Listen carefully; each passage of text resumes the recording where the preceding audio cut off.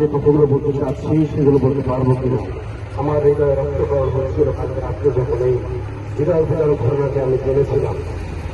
সত্যিকার অর্থে আমরা এমন নির্লজ্জ জাতি হয়ে গিয়েছি যে জাতি আমরা কোথায় গিয়ে পৌঁছাচ্ছি সেটা আমরা বুঝতে পারছি না।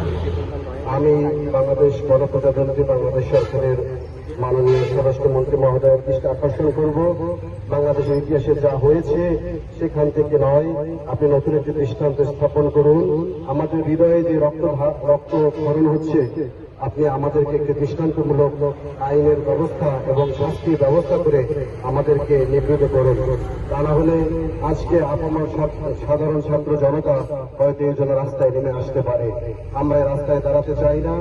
আমি একজন সাধারণ শিক্ষার্থীদের কাতারে সেটাই বলতে চাচ্ছি, ওরা পড়ার টেবিলে থাকার কথা, ওরা পড়ার টেবিলেই থাকবে, কিন্তু এরকম অরাজকতা, নৈরাজ্য আর সমাজের বিশৃঙ্খলা আমাদের জন্য কাম্য নয়।